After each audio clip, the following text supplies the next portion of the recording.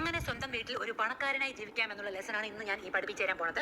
ആദ്യമായിട്ട് പഞ്ചാര, ഉപ്പ്, തേയില ഇതെല്ലാം ഇട്ട് വെച്ചിങ്ങനെ പഴയ ഹോർലി സൂപ്പുകൾ വലിച്ചെറിയ, വെളിയിൽ നിന്ന് നല്ല കുപ്പി പാത്രങ്ങൾ വാങ്ങിച്ച് സ്റ്റോർ ചെയ്ത് ഫ്രിഡ്ജ് തുറന്ന് നോക്കുമ്പോൾ അതിനകത്തുള്ള ഉണക്ക ഇഞ്ചി, കരിയാപ്പില, നാരങ്ങയൊക്കെ വലിച്ച് ദൂരെ എറിഞ്ഞിട്ട് അവക്കാഡോസ്, ഗ്രീൻ ആപ്പിൾസ് ഒക്കെ വെക്കുക. കെട്ടിയോന്റെ പഴയ നാറിയ കയ്യിലേക്ക് വലിച്ചെറിഞ്ഞിട്ട് 5-6 ഷോർട്സ് പെർമുടയൊക്കെ വാങ്ങിച്ചിട്ടുണ്ട്. അതേപോലെ ഞാൻ ഇട്ടുകൊണ്ട് നടക്കുന്ന പോലത്തെ ഈ പഴഞ്ഞ തുണിയെല്ലാം വലിച്ചെറിഞ്ഞിട്ട് നല്ല പേസ്റ്റൽ കളേഴ്സിലുള്ള നൈറ്റ് ഡ്രസ്സസ് മാത്രം ഇടുക. എത്ര അഴുക്കായാലും നിങ്ങൾക്ക് ഒരു ടെൻഷനും ഇല്ലാന്ന് കാണും. പിന്നെ ഈ അടുക്കി വെച്ചേക്കുന്നില്ലേ കുപ്പി പാത്രങ്ങളൊക്കെ അലമാരിക്കകത്ത് ഗസ്റ്റ് വരുമ്പോൾ കൊടുക്കാൻ വേണ്ടി ആര് വരാൻ പോലെ നമ്മളെന്ന് വീട്ടിൽ എടുത്തു വെച്ച് തിന്നി. പിന്നെ മദ്യം ഒന്നും വാങ്ങിച്ച് കുടിക്കരുത്, ഓൺലി ഷാമ്പെയിൻ. കുളിക്കാൻ നേരത്തെ തോർത്തണ തുണിക്ക് തോർത്തെന്ന് പറയരുത്, ടവൽ. ഇങ്ങനെ പറയും ടവൽ. എപ്പോഴും കിടക്കണ എൻ്റെ അടുത്ത് ചീപ്പ്, പാൻ ചീപ്പ്, ഇമാരി സാധനങ്ങളൊക്കെ ദൂരെ വലിച്ചെറിഞ്ഞിട്ട് ഒരു ഇംഗ്ലീഷ് ബുക്ക് എടുത്ത് വെക്കുക. അതാണ് പണക്കാരുടെ ലക്ഷണം. നമ്മളിന്ന് പ്രശ്നങ്ങളൊന്നും അല്ല പണക്കാരുടെ പ്രശ്നം. അവരെ പ്രശ്നങ്ങളൊക്കെ വലിയ വലിയ കാര്യങ്ങളാണ്. അതായത് സമുദ്രത്തിലെ വെള്ളം വറ്റിപ്പോകുന്നു, അന്തരീക്ഷത്തിലെ മാലിന്യങ്ങൾ, ഇതൊക്കെ വെളിയിലേക്ക് ഇറങ്ങുമ്പോൾ ഇതൊക്കെ സംസാരിക്കുക. എൻവയോൺമെന്റൽ പൊല്യൂഷൻ, ഗോവ ഗ്രീൻ, ഇങ്ങനെയൊക്കെയുള്ള സാധനങ്ങൾ യൂസ് ചെയ്യുക. പിള്ളേരെ കൊണ്ട് മമ്മി, ഡാഡി എന്നൊക്കെ വിളിപ്പിക്കുക.